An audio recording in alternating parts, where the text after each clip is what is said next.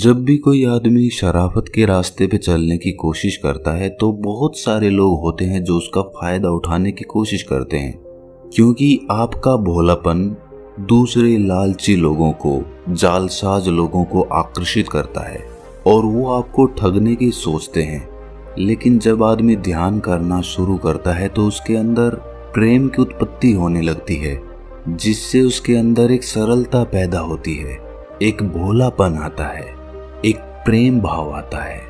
लेकिन हम तो संसार में रहते हैं और जब संसार के लोग हमारा ये भोलापन भांप लेते हैं तो वो हमारे नज़दीक आने लगते हैं और नज़दीक आकर हमें धोखा देकर हमारा फायदा उठाकर चले जाते हैं, जिससे हमारे दिल को बहुत गहरा आघात पहुंचता है। हमारे मन के अंदर एक शूल सी चुभ जाती है और हम अपने आप से ये सवाल पूछते हैं कि क्या शराफत की जिंदगी जीना गुनाह है? क्या मुझे भी जालसाज आदमी बन जाना चाहिए? और जब ऐसे ख्याल मन में आने लगते हैं तो हम ध्यान से दूर हटने लगते हैं। ध्यान में ये बातें बाधा बन जाती हैं। आप ध्यान करना भी चाहेंगे, आप प्रेम करना भी चाहेंगे, लेकिन ये दुनिया आपको करने नहीं देगी। तो ऐसे में अपने आप को संतुलित कैसे रखें? बहुत बड़ा सवाल है और इसका हल जानना भी बहुत ज़रूरी है, क्योंकि अगर आपको धोखा मिला तो आप कभी भी ध्यान की तरफ नहीं बढ़ेंगे, अपने जीवन में आध्यात्मिक उन्नति नहीं कर पाएंगे। इस सवाल का जवाब आपको इस कहानी के माध्यम से मिलेगा। इससे पहले कि आप इस कहानी में खो जाएं, इस चैनल को सब्सक्राइब ज़रूर कर लें। तो चलिए कहानी शुरू करते हैं। एक बार गौतम बुद्ध अपने शिष्यों के साथ बैठे हुए थे। वो उन्हें एक उपदेश दे रहे थे और बता रहे थे कि ध्यान के लिए सरलता कितनी ज़रूरी है। सरलता से ही ध्यान में प्रवेश किया जा सकता है। आदमी जितना सरल होगा, जितना भोला होगा, जितना साधारण होगा, उसके मन में प्रेम की उत्पत्ति उतनी ही ज़्यादा होगी, जो कि ध्यान के लिए एक सीढ़ी बनेगी। वहाँ पर एक राजा अजातशत्रु भी बैठे हुए थे। ये उपदेश सुनने के बाद वो बुद्ध से कहते हैं कि हे प्रभु, जब से मैं आपका अनुयायी बना हूँ तब से सभी लोग मेरे सीधेपन का गलत फायदा उठा रहे हैं। आपका अनुयायी बनने से पहले सभी लोग मुझसे डरते थे, क्योंकि मैं बहुत क्रूर था और आसानी से लोगों को मृत्यु दंड दे देता था। लेकिन आपका अनुयायी बनने के बाद और ध्यान शुरू करने के बाद मेरा ये सब करने का मन ही नहीं करता। मैं सभी के साथ प्रेम से रहता हूँ, उनकी बातों को सुनता हूँ, समझता हूँ।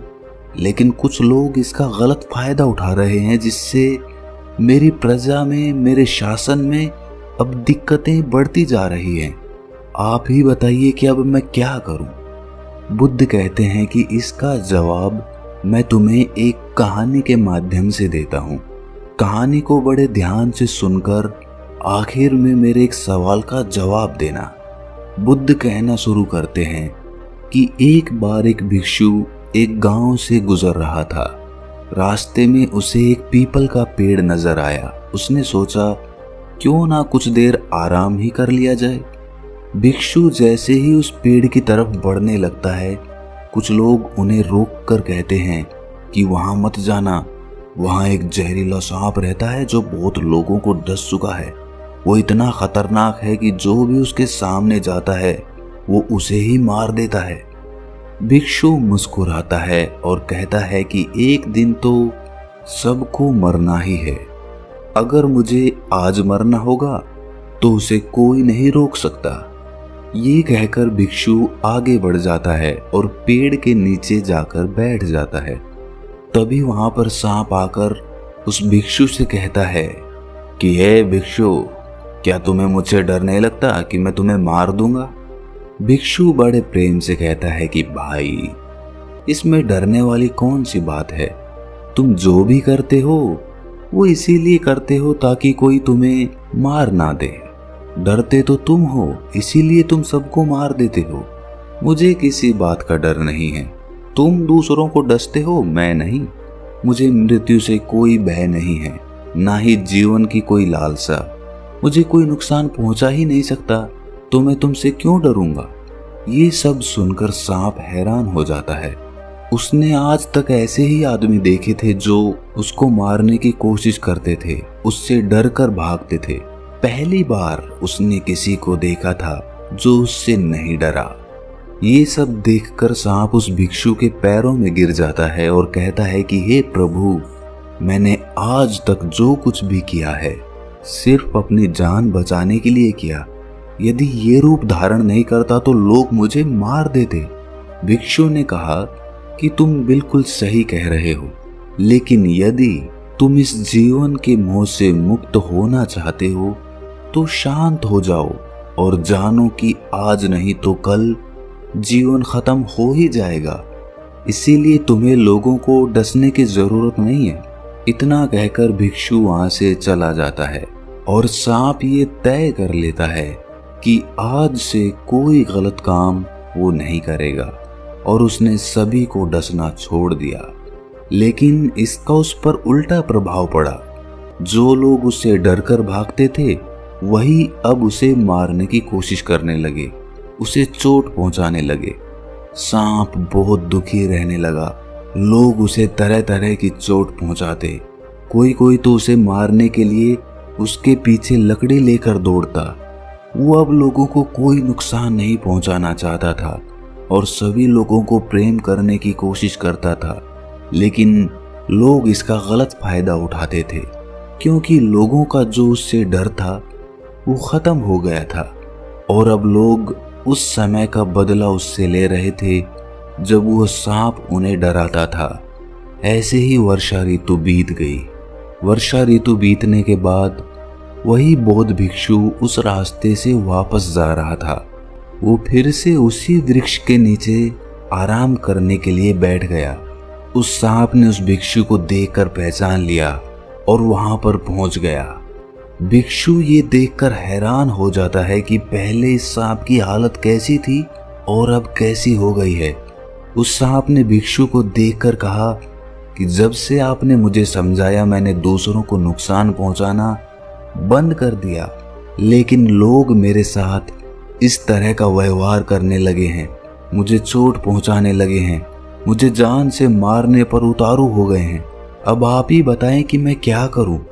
मैं सही रास्ते पर चलकर सबसे प्रेम करूं या फिर मैं उसी तरह रहूं जैसे मैं था, सबको डसता रहूं ताकि लोग मुझे चोट ना पहुंचा सके?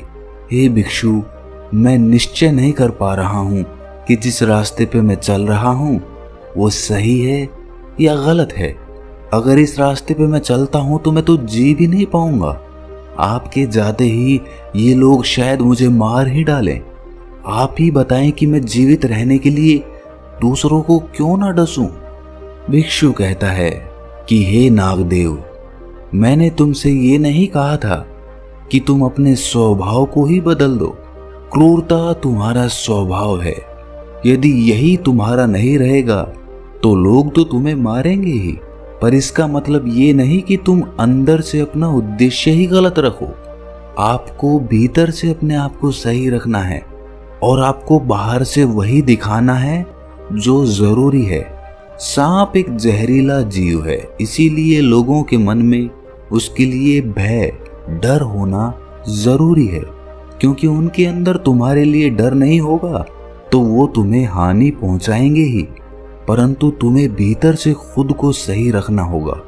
तुम्हें लोगों को नुकसान नहीं पहुंचाना है, बल्कि उनके अंदर अपना डर बनाना है। जब लोग तुम्हारे पास तुम्हें चोट पहुंचाने आते हैं तो डसने की बजाय तुम डसने का दिखावा करो। अपना सर उठाकर अपने फन को लहराओ ताकि लोग तुम्हारे पास ना आ सके। भीतर से तुम किसी को डसने के बारे में सोचना भी नहीं, लेकिन बाहर से सबको ये दिखाओ कि तुम उन्हें डस सकते हो और तभी तुम अपने आप को सुरक्षित रख पाओगे। ये कहानी सुनाने के बाद बुद्ध कहते हैं कि अजातशत्रु, तुम इससे क्या सीखे? अजातशत्रु कहता है कि हमें खुद के स्वभाव को नहीं बदलना, बल्कि भीतर से खुद को बदलना है। वो कहता है कि मेरी भी हालत, हे बुद्ध, पिछले कुछ दिनों से सांप की तरह हो गई थी। मैं निश्चय ही नहीं कर पा रहा था कि मैं अपने राजपाट के कार्यभार को कैसे चलाऊं, क्योंकि राजपाट चलाने के लिए राजनीति भी जरूरी होती है, लोगों को दंड देना भी जरूरी होता है। उसके बिना तो राजपाट चल ही नहीं पाएगा। लेकिन दूसरी तरफ मैं आपके उपदेश सुनता था तो मुझे लगता था कि जब तक मैं प्रेमपूर्ण और सरल नहीं होऊंगा तब तक मैं ध्यान को उपलब्ध ही नहीं हो पाऊंगा। और इस असमंजस ने मेरी रातों की नींद उड़ा दी थी।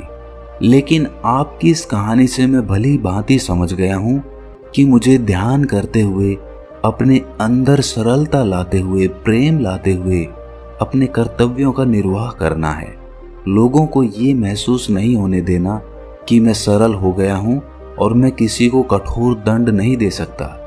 इन दोनों में जब सामंजस्य बैठेगा तभी मेरा जीवन भी अच्छा चल सकता है और तभी ये राजपाट भी चल सकता है।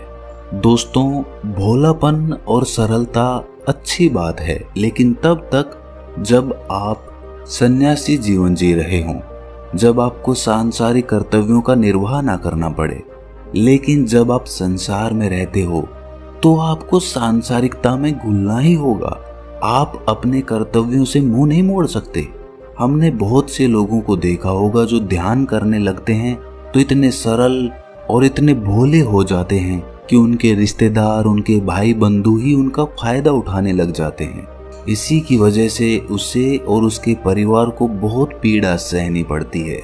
लेकिन संसार में रहते हुए सांसारिक कर्तव्यों का निर्वाह न करना, अपने परिवार की देखभाल न करना, ये भी तो पाप है।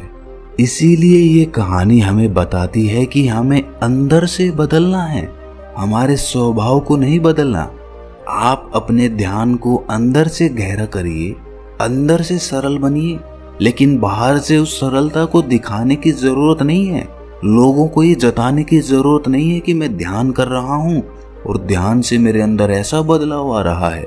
ये तो आपका अहंकार हो जाएगा, आपका घमंड हो जाएगा। आपको बाहर से अपना स्वभाव वैसा ही रखना है जैसा कि वो है, लेकिन होश और ध्यान और प्रेम अंदर से उपजाना है, अंदर से पैदा करना है, ताकि लोग आपका फायदा भी ना उठा पाएं और आप आध्यात्मिक उन्नति भी कर सकें। तो दोस्तों, कैसी लगी आपको ये कहानी कमेंट सेक्शन में ज़रूर बताएं, और अच्छी लगी तो इस चैनल को सब्सक्राइब ज़रूर कर लें। तो मिलते हैं अगली कहानी में, तब तक के लिए अपना ख्याल रखें।